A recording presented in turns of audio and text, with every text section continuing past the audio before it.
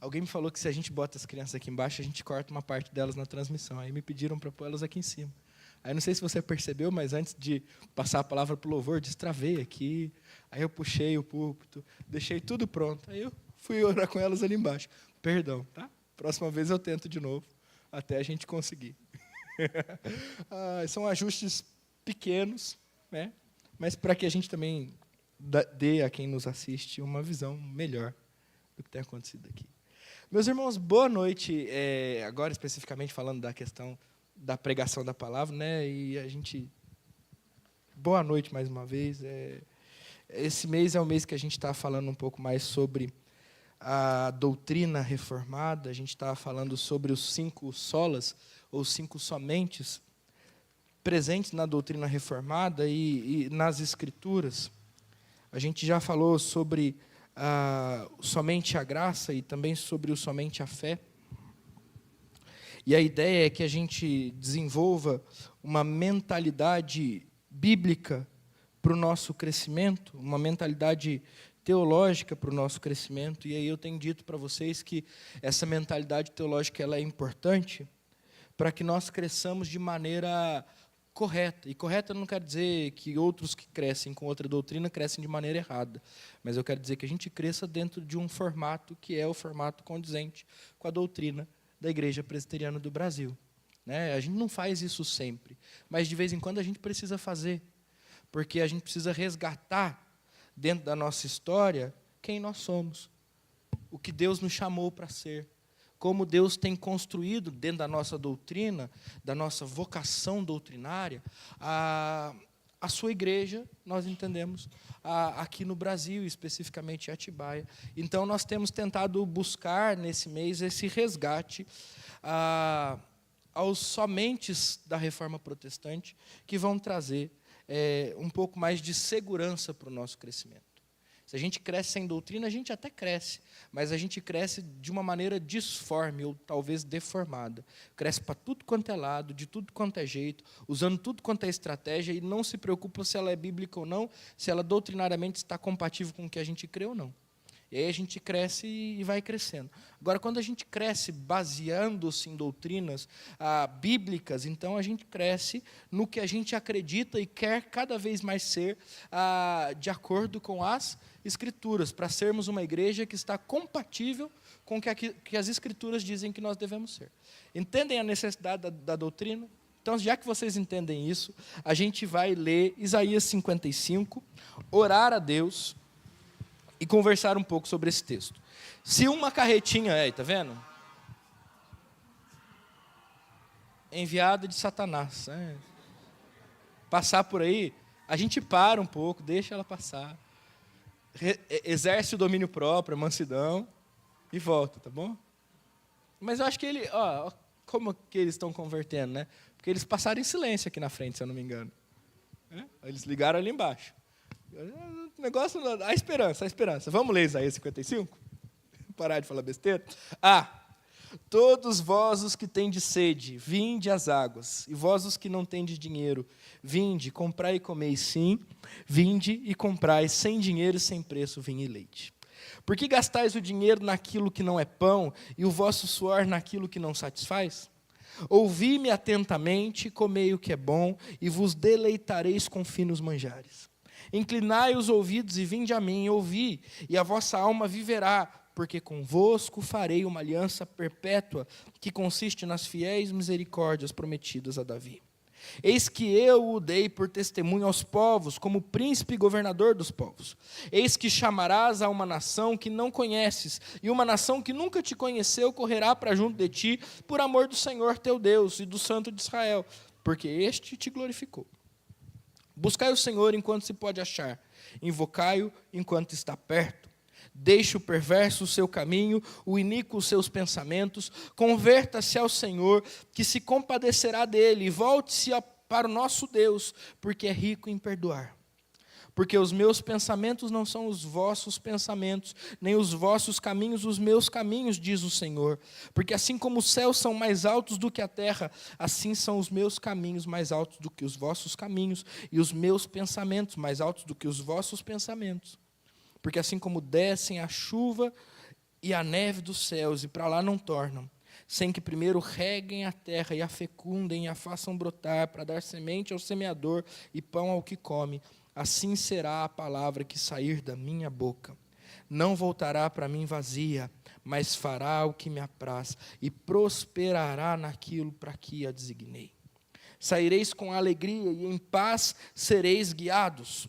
Os montes e os outeiros romperão em cânticos diante de vós, e todas as árvores do campo baterão palmas. Em lugar do espinheiro crescerá o cipreste, em lugar da sarça crescerá a murta, e será isso para glória, ou será isso glória para o Senhor, e memorial eterno, que jamais será extinto. Até aqui. Vamos orar? Senhor, fala conosco, a sua palavra é suficiente, e é somente por ela que nós vivemos. Nós te pedimos, ó Pai, que o Senhor fale aos nossos corações, oriente os nossos corações, convença os nossos corações, transforme os nossos corações, tão somente através da pregação da sua palavra, porque ela é lâmpada para os nossos pés e luz para os nossos caminhos. Ela é como um espelho onde nós podemos nos ver. Ela é, Pai, mais cortante que uma faca de 2 gumes, e então ela penetra e separa juntas e medulas, ela é precisa. E nós te pedimos, Deus, que essas características da sua palavra possam agora ser evidenciadas à medida em que nós a ouvimos e ouvimos a explicação do que aqui está escrito, para que a glória seja dada ao seu nome. É em nome de Jesus que a gente ora, para que as palavras dos meus lábios e o meditar do meu coração sejam agradáveis a Ti, porque o Senhor é o nosso Redentor, Pai, a nossa rocha, o nosso Redentor. Em nome de Jesus. Amém. Amém. Muito bem, meus irmãos, muito bem. Eu vou tentar terminar antes da chuva, né? Ou não. Semana passada eu demorei, né? Alguém me mandou, quem foi que me mandou essa semana? Um vídeo, um Marcão, me mandou um vídeo do Nicodemos dizendo que tem uma coisa que a gente nunca pode acreditar quando um pastor fala, que é que ele já está acabando o sermão. Então fica a dica. Tá? E a gente começa o sermão. Voltando para cá agora, é importante a gente lembrar que a gente está falando, então, do terceiro pilar da Reforma Protestante, que é aquele que diz somente as Escrituras. Mas a gente também precisa entender como as Escrituras têm sido tratadas no dia de hoje, ou nos dias de hoje, para que a gente entenda a importância da gente resgatar esse pilar. Primeiro, as Escrituras elas têm sido tratadas por certas pessoas a partir de um relativismo que tem tomado conta do mundo que a gente chama secular. Então, há um crescente secularismo, cada vez menos credibilidade a palavra de Deus tem, cada vez mais credibilidade no discurso dessas pessoas a ciência tem. E aí parece que a palavra de Deus e a ciência são incompatíveis.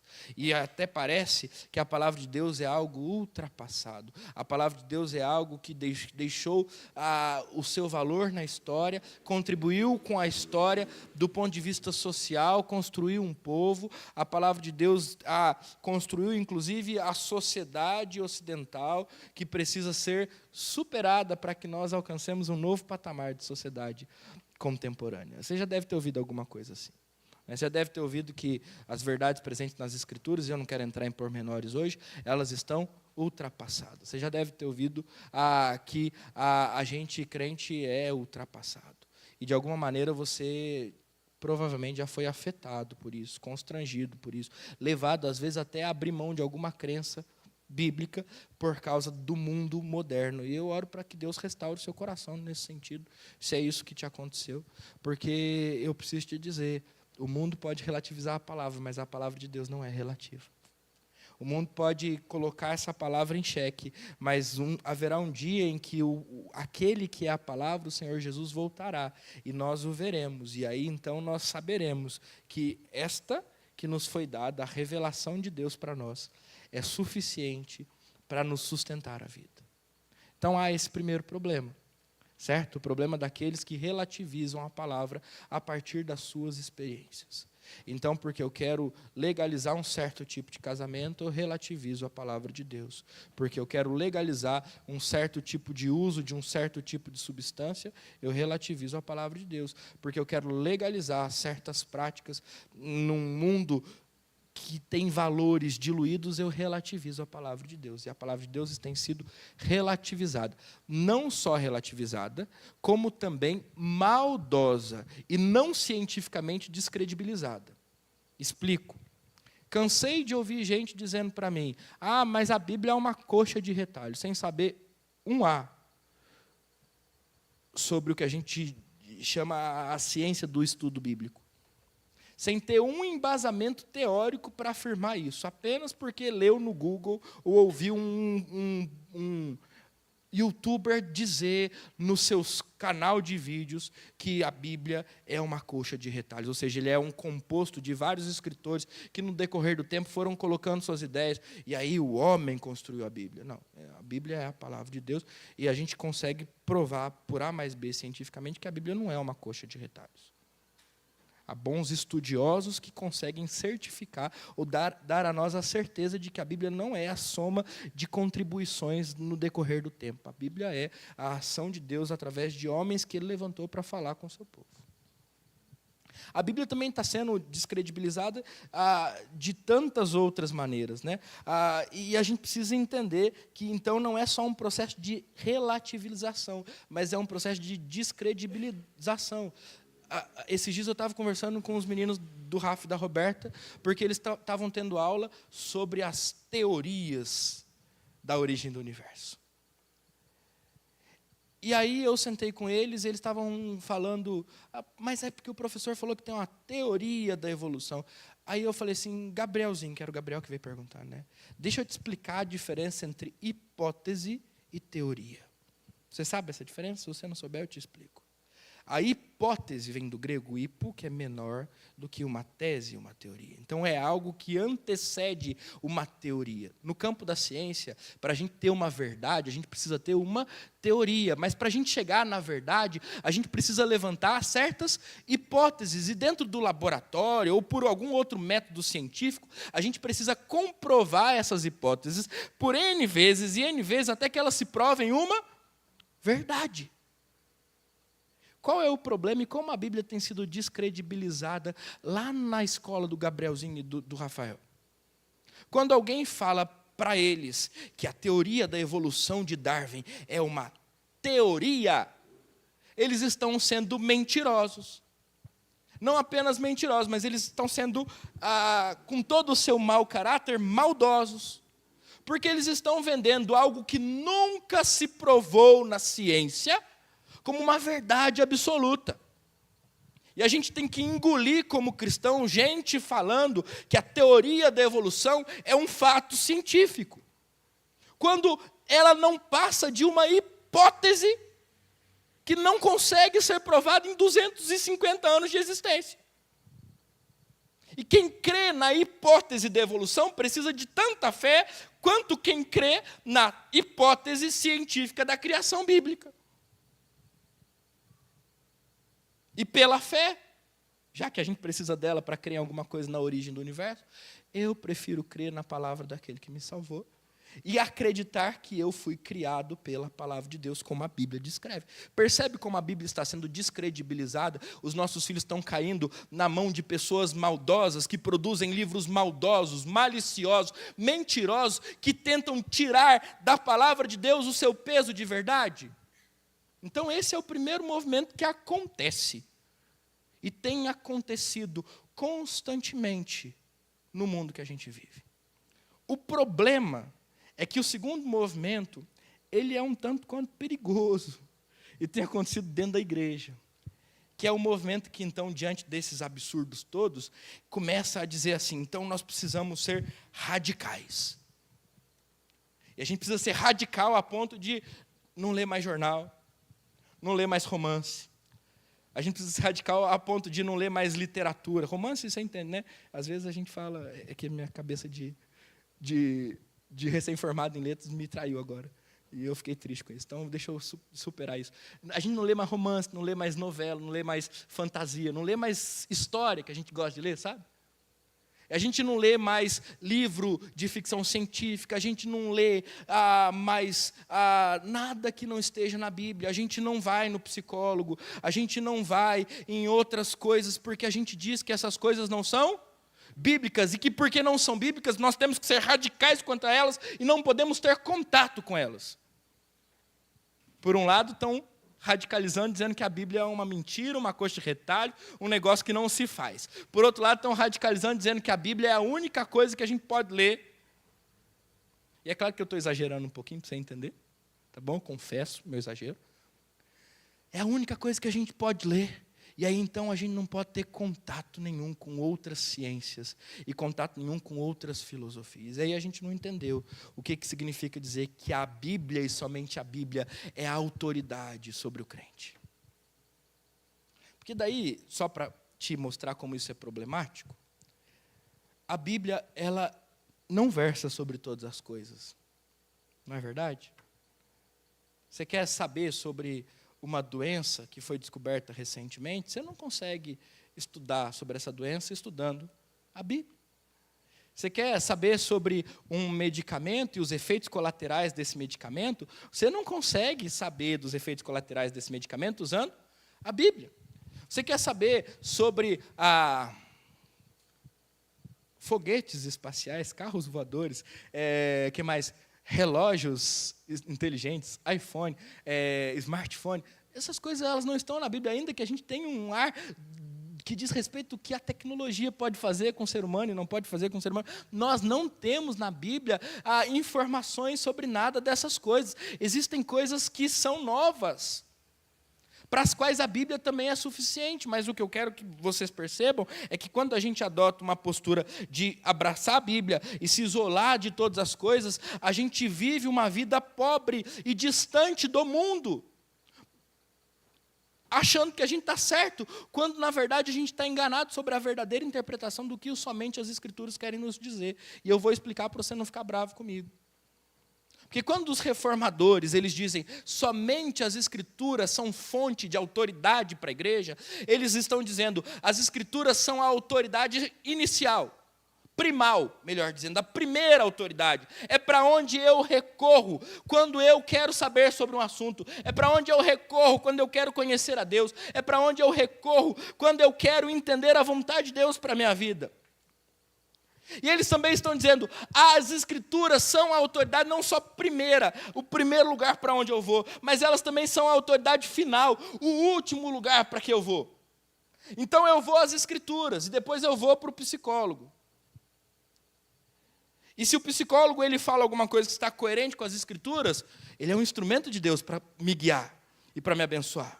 Mas eu vou para as Escrituras e vou para o psicólogo, e o psicólogo contraria as Escrituras. Eu abandono a palavra do psicólogo e eu fico com a palavra de Deus, porque ela é a autoridade primeira, primal, e ela é a autoridade última, final.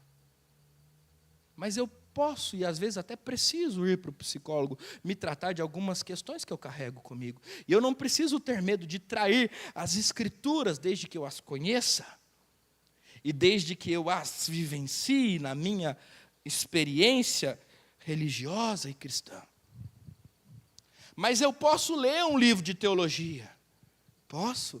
Mas a Bíblia é a fonte primária do conhecimento de Deus. E eu leio a Bíblia, eu vou ler o livro de teologia. E aquele livro está de acordo com a Bíblia, então amém, aquele livro é um bom livro. Mas eu leio a Bíblia, eu vou ler um livro de teologia. Um daqueles bem clássicos, tipo Bom Dia Espírito Santo, e eu descubro que aquele livro não tem nada a ver com as Escrituras, não tem nada de bíblico nele. Eu abandono aquele livro correndo, porque a Bíblia é a autoridade final sobre todas as coisas, a primeira e a última. E é sobre isso que nós falamos, quando nós dizemos somente as Escrituras. Eu leio a Bíblia e leio o jornal, eu leio a Bíblia e assisto o jornal, eu leio a Bíblia e leio uma história. E se eu precisar escolher entre a Bíblia e a notícia do jornal, se eu precisar escolher entre a Bíblia e a conclusão que eu estou sendo levado enquanto assisto aquele noticiário, então eu escolho as Sagradas Escrituras, porque somente as Escrituras são base e fonte e objeto final da minha existência. A gente precisa entender essa diferença. Porque senão a gente responde esse liberalismo que destrói, com um fundamentalismo que não consegue conversar com ninguém, que não consegue cumprir o seu papel a partir da palavra. E nós precisamos então encontrar o caminho do meio.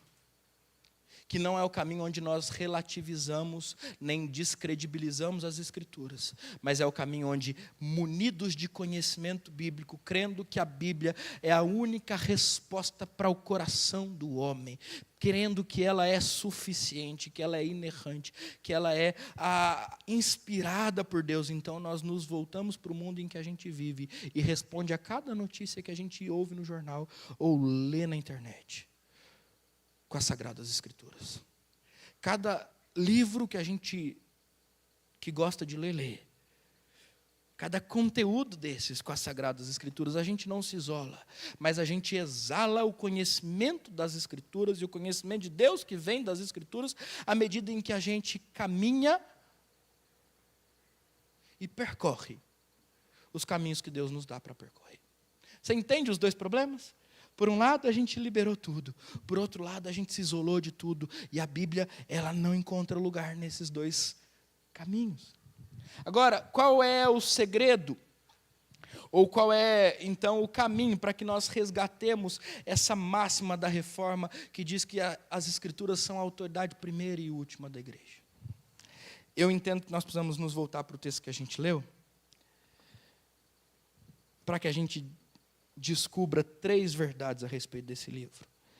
E então, a gente tenha maneiras de ler esse livro não apenas aqui na igreja, mas na escola. Ler esse livro não apenas aqui na igreja, mas no nosso trabalho. Ler esse livro não apenas aqui na igreja, na escola, no nosso trabalho, mas na nossa vizinhança. Ler esse livro enquanto nós vivemos e estamos em contato com esse mundo que é hostil à palavra. E aí, a primeira coisa que eu acredito que nós precisamos entender à luz do texto que lemos é que a Bíblia é um livro de revelação. E para que você entenda isso um pouquinho melhor, eu quero primeiro abordar isso te mostrando que a Bíblia não é. A Bíblia não é um livro de biologia. A gente falou aqui da ideia da teoria ou da hipótese da evolução e da hipótese científica da criação. E por que eu falei a hipótese científica da criação? Porque a Bíblia não se propõe a explicar como o mundo foi criado, assim como um livro de biologia se propõe. A Bíblia se propõe a trazer uma mensagem a respeito da criação. Deus criou todas as coisas. Deus criou todas as coisas de maneira ordenada. Deus criou todas as coisas e deu todas as coisas para que o homem governasse sobre elas. Essa é a mensagem de Gênesis 1. E essa mensagem de Gênesis 1 nada tem a ver com ciência. Ela tem a ver com a vontade de Deus de se revelar à sua criação, de ser conhecido pela sua criação, de ser conhecido no seu caráter, de ser conhecido na sua vontade, de ser conhecido nas suas obras, de ser conhecido naquilo que ele deseja que o homem faça. É sobre isso que a Bíblia fala, e não sobre a maneira como o mundo foi criado. De modo que o que eu tenho tentado dizer aqui é que a gente não consegue, no campo da ciência, defender a criação como uma teoria a partir do texto bíblico.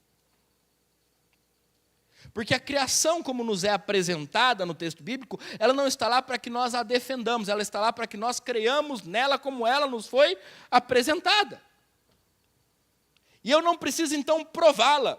E eu não preciso ir atrás de argumentos que sejam suficientes para que, então, tudo seja explicado e para que, então, tudo faça sentido racionalmente. A fé, muitas vezes, não faz sentido para nós. Mas como a Bíblia é um livro de revelação, nós cremos, segundo Hebreus, pela fé, que o mundo foi criado do nada pela palavra. Meus irmãos, a Bíblia não é um livro científico. A Bíblia também não é o horóscopo do dia. E aí você me desculpa se eu peguei pesado com você. Mas ela não está lá para você abrir e descobrir qual é o seu destino de hoje. Ela não está lá para você abrir e descobrir como as estrelas se alinharam para o seu temperamento e para o seu signo. Ela não está lá para você simplesmente ter uma inspiração diária. Não, a Bíblia não é isso. A Bíblia é um livro de revelação.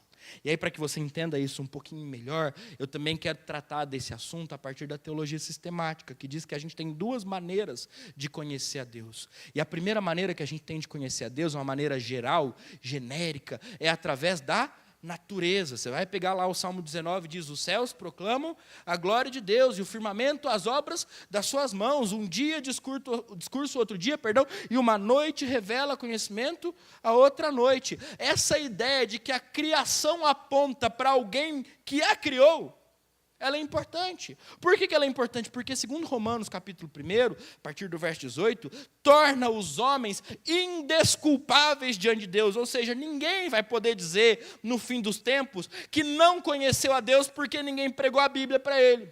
Porque a própria criação pregava, dizendo: Deus existe. Deus existe, Deus é grande, Deus é poderoso. Olha para essas árvores criadas, olha como elas se mantêm no seu devido lugar. Olha, até mesmo quando elas caem, o estrago que elas fazem. Olha a chuva, ninguém consegue prever, ninguém consegue controlar, ninguém consegue dizer exatamente o que vai acontecer. Mas Deus existe e governa todas as coisas. A criação fala sobre isso. Mas a gente entende que esse conhecimento ele não é capaz de salvar. Ele é capaz apenas de condenar. Agora, existe um conhecimento de Deus, que nós chamamos na teologia de revelação especial, que é o conhecimento necessário para que o homem seja salvo. E esse conhecimento se dá através da, adivinha? Palavra de Deus. Então, quando eu digo que a Bíblia é um livro de revelação, eu digo que a Bíblia e a pregação da Bíblia é o meio que Deus usa para salvar o seu povo, é o meio que Deus usa para chamar o seu povo à existência, é o meio que Deus usa para convencer o seu povo da necessidade de se ter um relacionamento íntimo e poderoso com Ele. E aí a gente não tem que esperar mesmo que quem não recebeu essa palavra, que quem não foi transformado por essa palavra, que quem não foi redimido por essa palavra, acredite que o mundo foi criado pela palavra de Deus. Não vamos esperar que uma cobra voe, ela não tem asas. Da mesma maneira que nós não vamos esperar que alguém que não tenha fé creia na criação como ela está descrita. A Bíblia não está aí para que todos creiam.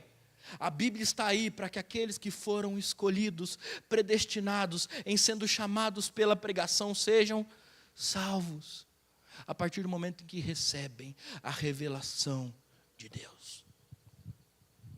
É por isso que Paulo vai dizer em 1 Coríntios que Deus escolheu a loucura deste mundo para confundir os sábios.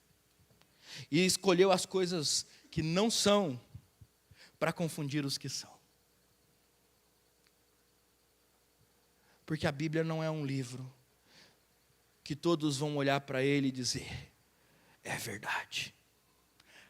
Ainda que nós, que fomos salvos por Cristo Jesus através da pregação dessa palavra, quando olhamos para ele, ouvimos o nosso doce Deus falando aos nossos corações, e o seu doce Espírito testificando aos nossos corações, dizendo: é verdade. É por isso que nós cremos que o mundo foi criado pela palavra de Deus. É por isso que nós cremos que uma virgem deu à luz ao Salvador da humanidade. É por isso que nós cremos que o nosso Salvador ressuscitou dos mortos ao terceiro dia. Nós não provamos. O mundo questiona. Vão continuar questionando. Mas porque este é o livro da revelação de Deus. Porque através dele nós conhecemos o Deus que mudou a nossa vida. Então nós podemos dizer: é verdade. Esses dias eu ouvi um testemunho. Eu não queria entrar nesse mérito, mas eu vou acabar entrando, não tem jeito. De um homossexual que se converteu. E o argumento dele, para desfazer toda a transição que ele tinha feito, era um apenas. E ele dizia: eu sou homem porque a Bíblia diz que eu sou homem. Porque a Bíblia diz que eu fui criado homem. Então não tem outra escolha. É assim que Deus me fez. É assim que a Bíblia diz que Deus me fez. Então é assim que eu vou ser. Mas quem é capaz de chegar a essa concepção? Todo mundo? Só aqueles que, através da palavra, depararam-se com Deus revelado nelas e com a sua vontade. Muitos passam seus olhos, leem com tom de crítica. Muitos passam seus olhos e leem essas passagens e dizem, está vendo, a Bíblia está ultrapassada. Os que foram salvos passam seus olhos, são impactados com essa verdade e são transformados por essa verdade, passam a obedecer a Deus. Então deixa eu aplicar isso ao seu coração de alguma maneira e mostrar para você onde é que está no texto bíblico isso tudo, né? Que eu acabei me empolgando aqui. Primeiro vou aplicar. Se a Bíblia é um livro de revelação, a gente só pode esperar que viva de acordo com o que a Bíblia ensina aqueles que receberam tal revelação. Aqueles que foram alcançados por essa palavra. Aqueles que foram transformados por essa palavra. E se a gente quer que o mundo se torne mais bíblico, a gente precisa, antes de exigir que eles façam, apresentar a eles o Deus que aqui está. Entende isso? Segunda coisa, se o mundo não conhece a palavra, da maneira como nós a conhecemos, como um livro de revelação, então nós precisamos entender que o mundo não está apto para viver de acordo com ela, e isso dói. Mas é verdade, e liberta. Às vezes, eu já disse isso 2 vezes, vou dizer de novo, a gente quer que a cobra voe, mas ela não vai voar, porque ela não tem asa.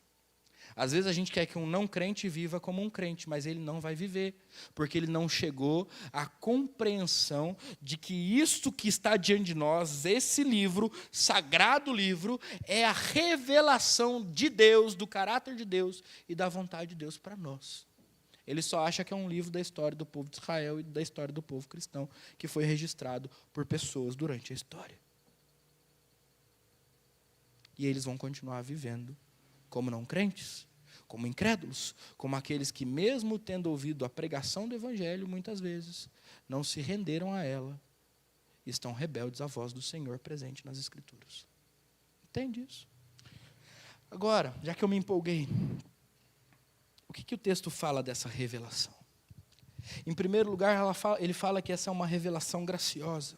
O versículo de número 1 diz, olha, todos vós os que tendes sede, vinde às águas, e vós os que não tendes dinheiro, vinde, comprai e comeis sim, vinde, comprai e comeis sem dinheiro e sem preço, vinho e leite. Esse texto ele vai se desenvolver, e lá no verso de número 3, já no 2, a gente entende que essa metáfora de beber das águas, de comprar e comer, ela é uma metáfora, ela não está falando a respeito daquela fome que nós temos, ou da sede fisiológica que nós temos, mas ela é uma metáfora que leva, por exemplo, as nossas mentes para aquela história de Jesus com a mulher samaritana na beira de um poço, oferecendo para ela água viva.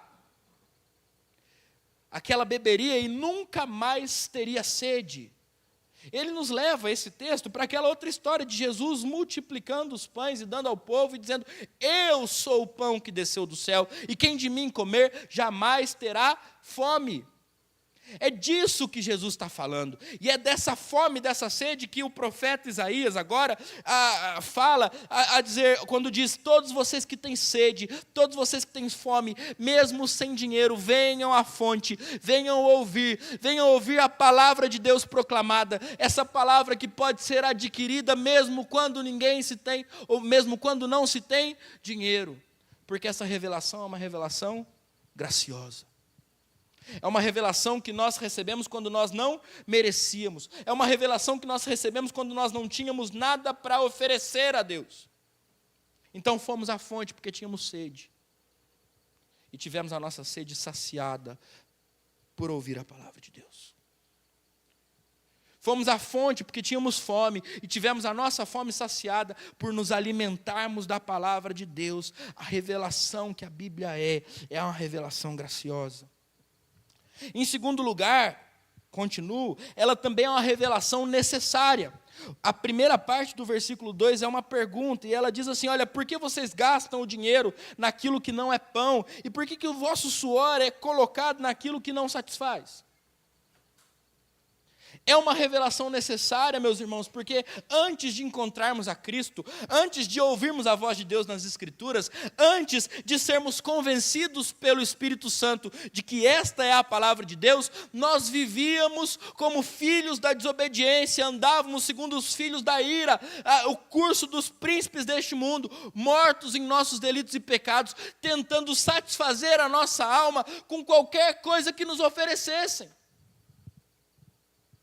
É uma revelação necessária, porque aqueles que não conhecem Jesus continuarão nesse caminho até que a palavra de Deus revele a eles quem de fato Deus é e revele a eles qual de fato é a vontade de Deus. E aí deixa eu dizer uma coisa importante, você pode estar aqui, tentando tapar os buracos da sua alma, com coisas que não são a palavra de Deus, a vontade de Deus revelada na sua palavra, a pessoa de Deus revelada na sua palavra. Você precisa dessa palavra para que a sua vida seja transformada. Porque nós não somos transformados na busca da nossa vida. Nós não somos transformados pela frequência nos cultos da igreja, pelo dízimo que nós entregamos, pela vinda em todas as outras programações. Nós não somos transformados por isso, nós somos transformados pela palavra. E a palavra é a revelação necessária para que a gente deixe de buscar água em lugar que só vai fazer a gente ter sede de novo.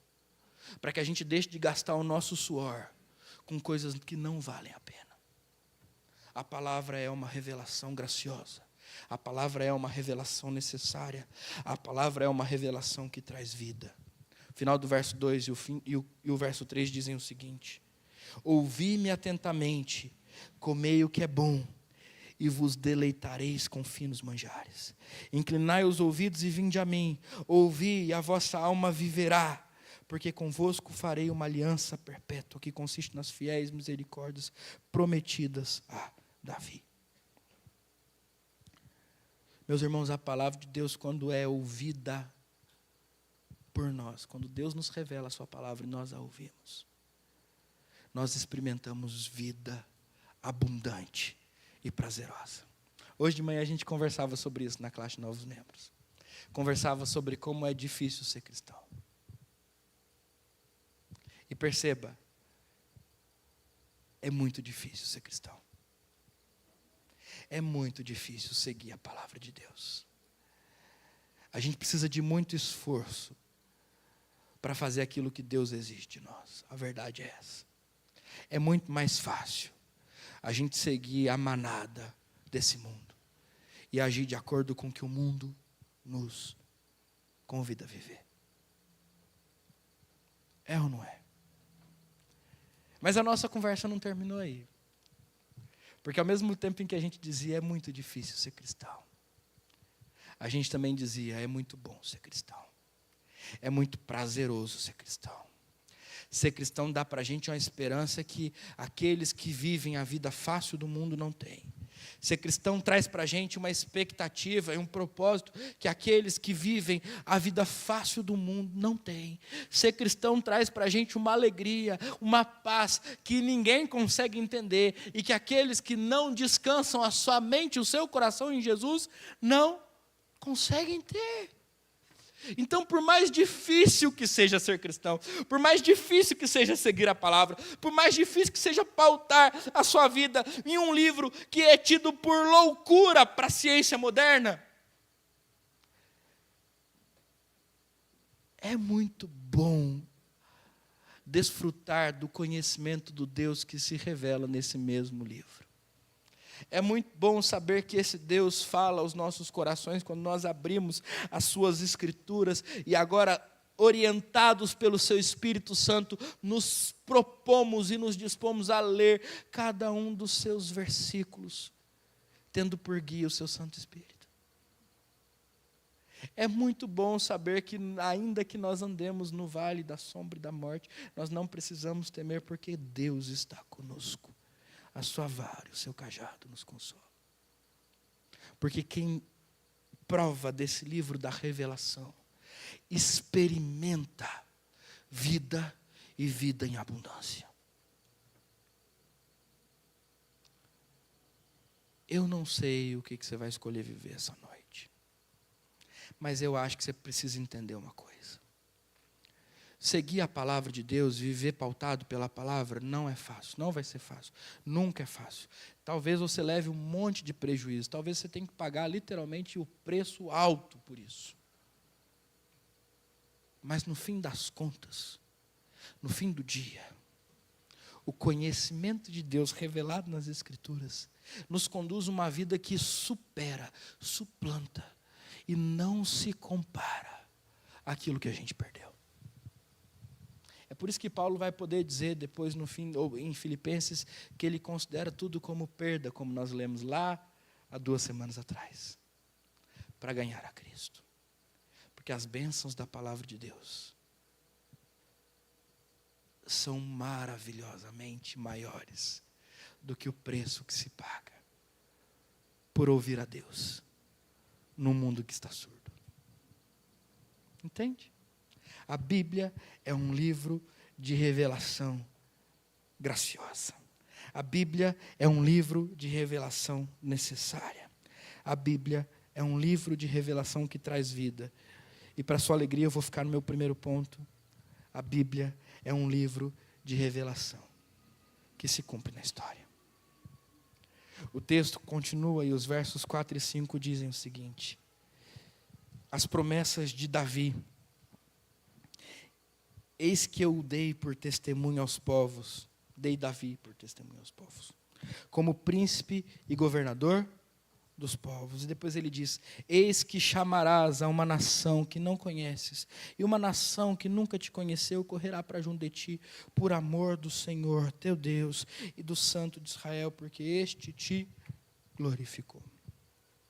Pastor, ok, a Bíblia é um livro de revelação graciosa, necessária, que traz vida, mas como é que eu vou saber que isso tudo é verdade? Porque essa Bíblia se cumpre na história. Porque essa Bíblia não apenas se cumpre na história, mas ela lê a história. Eu quero tratar dessas 2 últimas coisas para a gente terminar. Primeiro, ela se cumpre na história. O versículo 4 fala de um fato que aconteceu no passado. Eis que eu dei. Fato concluído no passado. Eu dei Davi por testemunho aos povos.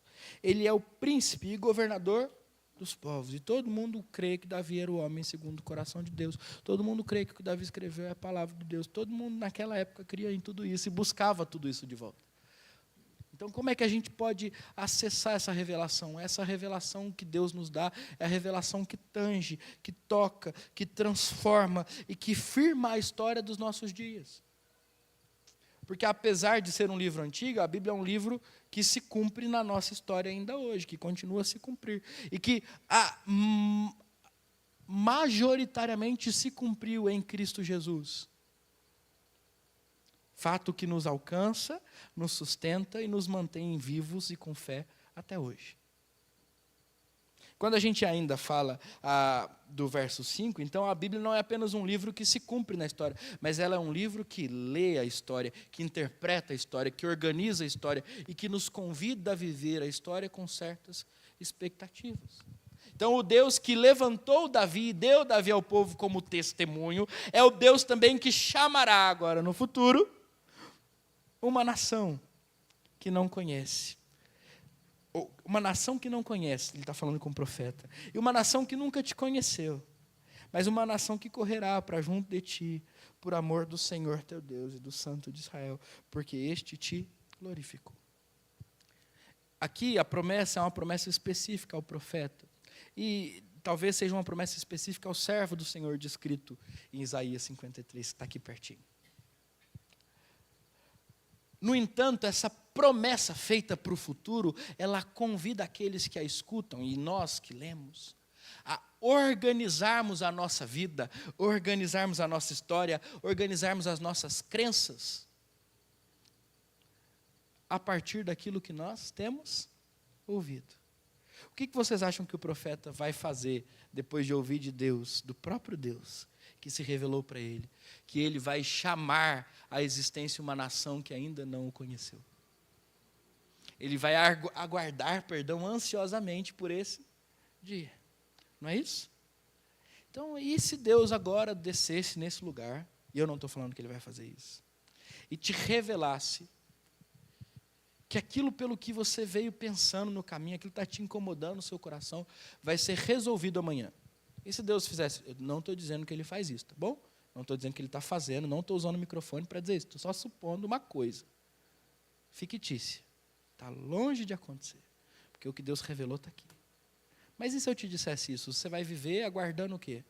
Que no dia de amanhã, aquilo que Deus falou para você que vai se resolver, se resolva. Não é assim? Esse é o nosso problema como crentes. Porque nós temos a revelação da vontade de Deus, a revelação do futuro, a revelação do que Deus deseja de nós, a revelação de quem Deus é, a revelação do que Deus faz, do que Deus fez, do que Deus vai fazer, e a gente não aguarda ansiosamente o que está aqui prometido. Então, a Bíblia que se prova na história, ela não organiza a nossa história. E é por isso que, talvez, ela tenha sido colocada em descrédito por muitas pessoas que te conhecem.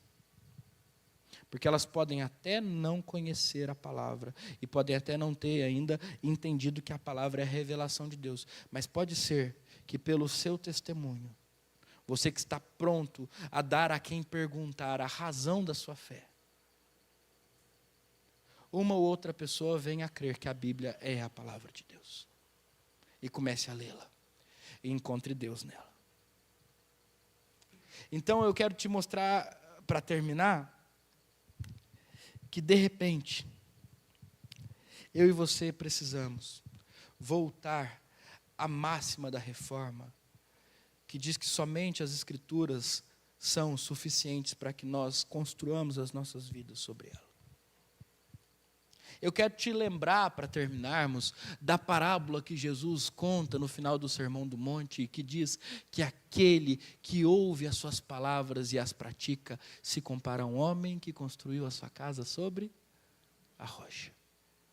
E vieram as tempestades ideológicas, vieram as tempestades circunstanciais, vieram as modinhas desse mundo, vieram todas as ideias distorcidas, sopraram com ímpeto contra aquela casa, a tempestade se acirrou, as coisas ficaram feias, a gente ficou com muito medo dentro da casa, mas aquela casa não caiu, porque ela foi construída sobre a rocha.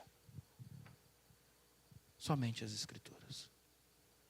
Esse livro da revelação, gratuita, necessária, que traz vida, que marca a história, que divide a história, que organiza a história. Nós precisamos nos voltar para isso. E lá no nosso trabalho, as pessoas precisam saber que na noite de hoje e no dia de amanhã, nós renovamos uma aliança com Deus e decidimos construir e edificar a nossa casa sobre a sua palavra. E lá na nossa vizinhança, as pessoas precisam saber, aqueles céticos, aqueles descrentes, aqueles muitas vezes maldosos, precisam saber que nós somos os antiquados que decidiram construir a sua vida sobre a palavra. E eles vão levantar xingamentos, às vezes, eles vão levantar xingamentos. Eles vão ter preconceitos, eles dizem que a gente tem preconceito, né? Mas eles vão ter preconceitos. Eles vão dizer que a gente devia deixar essa coisa de velho para trás.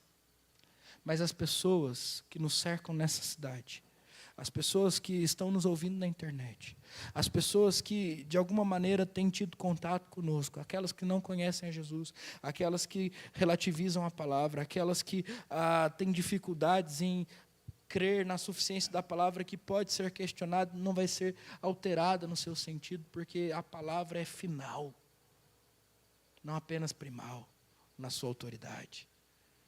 Todas essas pessoas, elas precisam ouvir de nós o nosso compromisso de construir a nossa casa sobre a rocha da palavra de Deus.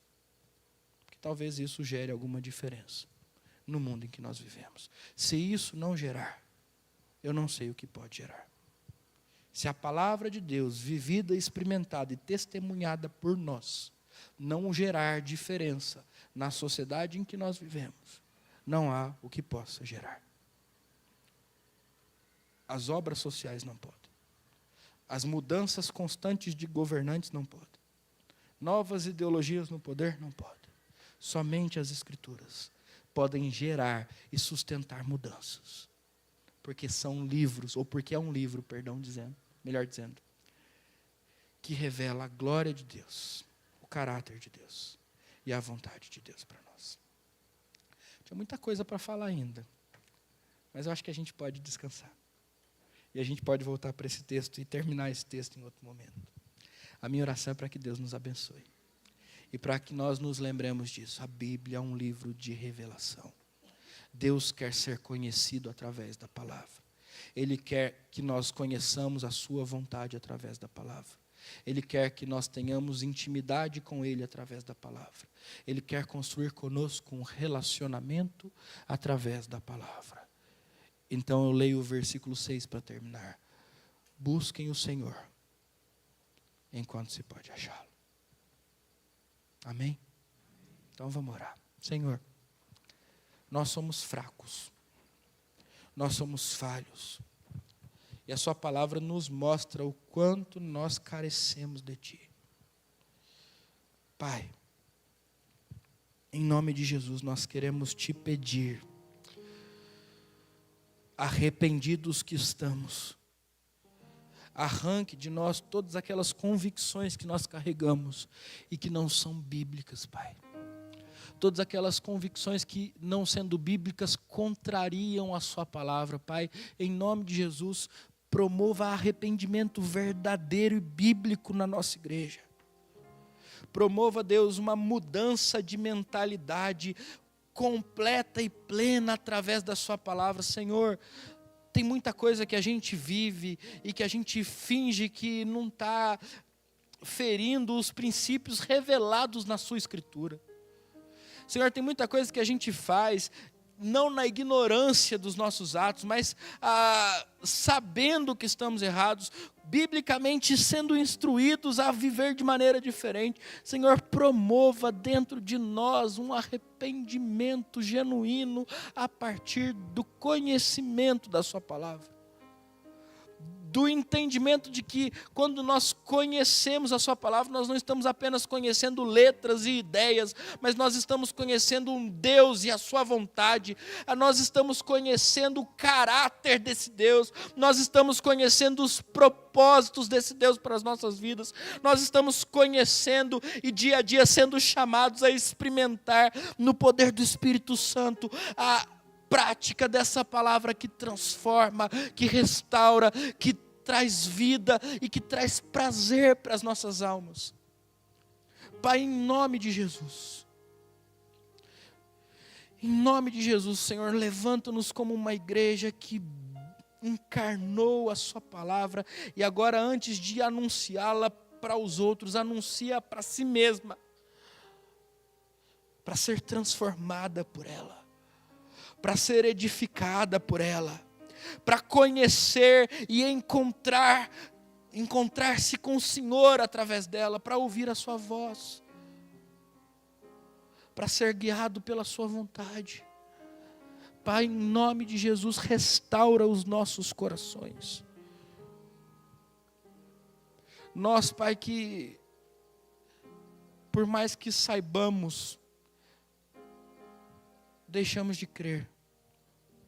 Por mais que já tenhamos ouvido textos e textos a respeito das nossas práticas pecaminosas e pecadoras, continuamos vivendo em rebeldia a sua palavra. Senhor, restaura no nosso coração o princípio que diz que somente as Escrituras são capazes, ou é capaz, de nos trazer vida abundante, salvação plena, o conhecimento do Senhor, vivo e verdadeiro Deus. Em nome de Jesus. E para a glória de Jesus, Pai. Amém. E agora, irmãos, que a graça do Senhor Jesus, o amor de Deus o Pai e as consolações ternas do Espírito Santo de Deus estejam sobre vocês. E sobre vocês permaneçam hoje e sempre. Amém e amém. Amém.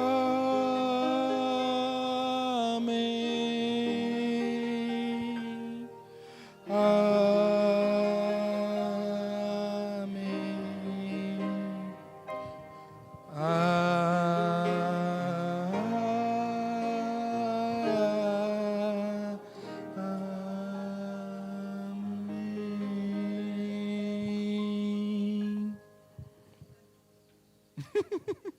Amém. Que Deus nos abençoe. Quero dar as boas-vindas a duas pessoas queridas. Dona Rosângela veio com a Dona Marli essa noite. Seja muito bem-vinda. Deus abençoe muito. Muito bom ter a senhora. E eu acho que logo atrás da Dona Rosângela, né, Dona Nilza, a irmã do seu Luiz, da Dona Célia. Deus abençoe muito a senhora. Que bom ter a senhora aqui com a gente. Voltem sempre, tá bom? Vocês duas. Deus abençoe vocês. É Amon e Michele, né? É isso mesmo? Vocês estão de volta, né? A árvore que caiu não assustou vocês, não. É bom ter vocês aqui com a gente. Que Deus abençoe muito vocês também. Depois me deixa o telefone de vocês, porque na corrida com a chuva e com a árvore, eu falei para o Gil, eu vou marcar o telefone deles para não perder, e eu marquei faltando um número. Eu preciso do telefone de vocês de novo, para a gente conversar essa semana. Tá bom? Que Deus abençoe vocês também. Irmãos, duas coisas muito importantes. Na verdade, três, a gente termina e a gente pode se cumprimentar na porta. Primeira delas, semana que vem, na hora do almoço, depois da nossa escola dominical, nós temos o almoço missionário. Né? Nós estamos terminando o ano, nosso propósito é abençoar a vida da Natália lá no CLD, e a gente então faz esses almoços, e todo, vou chamar de lucro, você entende bem?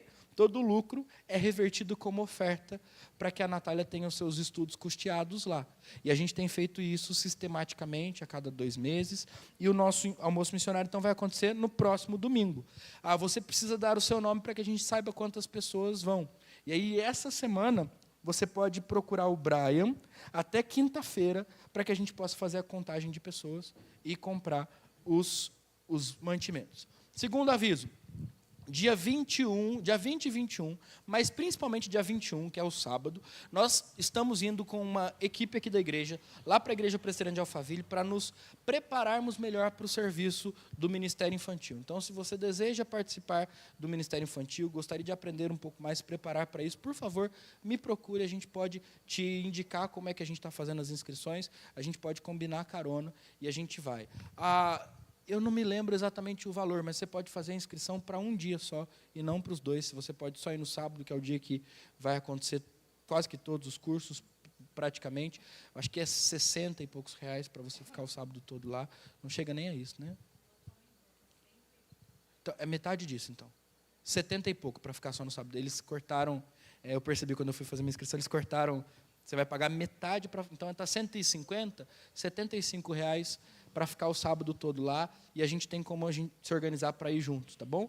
Então, se você gostaria de participar disso, abençoar a vida das nossas crianças, por favor, me procure, eu posso te orientar isso. O último assunto, daqui a 15 dias, então, sem ser o próximo sábado, próxima sexta, a outra, nós começamos o encontro da fé reformada lá na Igreja Presbiteriana de Jardim Imperial. E o pastor Cícero me disse que a gente ainda não tem muitas inscrições da nossa igreja. E aí 2 inscrições da nossa igreja só, né? Então, peraí, então de repente o pastor Cícero não conhece todo mundo da nossa igreja, né? Então pronto, mas o fato é, a gente pode ter mais, ok? Vocês concordam que mesmo que a gente não tenha só 2, a gente pode ter mais? Então o que eu pensei? Vocês vão fazer a inscrição essa semana, eu espero, com fé, que a gente tenha essa disposição. Né? Quanto custa? 50 reais. E o que isso engloba? Palestra sexta, sábado de manhã, sábado à noite, e aí a gente tem um problema, eu vou explicar para vocês, porque a gente teria 2 pessoas aqui no Encontro de Fé Reformada, o reverendo João Petrecelli e o reverendo Ronaldo Lidório. O reverendo Ronaldo Lidório, agora, essa semana, noticiou que foi diagnosticado com câncer, um linfoma, e é alvo das nossas orações. O pastor Cícero entrou em contato com ele, deixando ele muito à vontade para não vir, porque ele está entrando num processo de tratamento muito pesado. E aí, num primeiro momento, ele disse, não, eu vou. E quem conhece um pouquinho do Ronaldo Lidório, não podia esperar outra coisa dele. Só que aí, acho que na sexta-feira ele passou por consulta no oncologista, e o oncologista disse, não vai. Então, nós teremos apenas o reverendo João Petrecelli. E aí o reverendo Ronaldo Lidório pregaria o domingo lá, o reverendo João Petrecelli viria para cá. Nós não teremos mais essa possibilidade. E aí, então, nós teremos que nos dividir. Alguns estarão aqui, outros estarão lá. E está tudo bem, a gente consegue caminhar nesse sentido, tá bom? Então, eu quero te convidar para esse encontro. Eu quero não só te convidar, eu queria te convocar para isso. Nós temos ensinado vocês sistematicamente, insistentemente, incansavelmente, que o discipulado é a única maneira para que nós cresçamos saudavelmente. E esse congresso tem por tema o discipulado. Então, se você deseja participar daquilo que Deus está fazendo no nosso meio, é imprescindível que você se equipe, que você se prepare, que você aprenda e depois coloque em prática tudo aquilo que nós temos ensinado e que o reverendo João Petrecelli tem praticado na sua vida e no seu ministério. Tá bom? Então, o reverendo João Petrecelli, só para que você entenda e fique tranquilo, ele tem sido o braço direito do reverendo Ronaldo Lidório no projeto que eles têm que chama Planters, que prepara plantadores de igreja ao redor do mundo, principalmente naquela área da igreja perseguida que a gente chama de janela 10x40, especificamente dentro dessa janela no Oriente Médio. Então, pensem que é um homem equipado, preparado, tem histórias maravilhosas, iniciativas maravilhosas, e eu gostaria que você estivesse comigo lá no Jardim Imperial. Vamos fazer nossa inscrição, tá bom? Caso você não faça a sua inscrição essa semana, na semana que vem, eu vou vir com um formulário impresso, com uma maquininha de cartão e com um cacetete para ver se você faz. Pode ser assim? Eu acho. Oi? É verdade, não vai ser nem eu que vou cobrar a inscrição, eu vou botar o Jefferson para fazer isso. Pronto, o Jefferson já pediu ajuda do Rafa, está resolvido. Você entendeu? Então, façam a inscrição. Lembrem-se sempre de uma coisa: dinheiro nunca vai ser problema, dinheiro sempre é solução. E aí, já que o seu Eurico deu a ideia do Jefferson te cobrar, dessa vez o seu Eurico que paga, se você não tiver, tá bom? Aqui ninguém fica sem. E a gente caminha, tá bom? Não pôde ir, não tem problema, a gente pode aprender depois.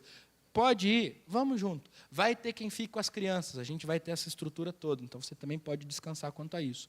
E já vá se preparando, porque tem uma livraria da Fiel, com muito desconto, que vai ser oferecida para nós. Você pode comprar. Dona Maria do Carmo, por favor. Sim. Vamos lá. Sexta-feira começa às 7h30, sábado às 9 da manhã, sábado às 7 da noite. Depois domingo às 9 da manhã e às 7 da noite de novo. Tudo bem? Então, agora está tranquilo, horário anunciado. Eu acho que são esses os avisos. Que Deus abençoe vocês. Eu cumprimento vocês à porta.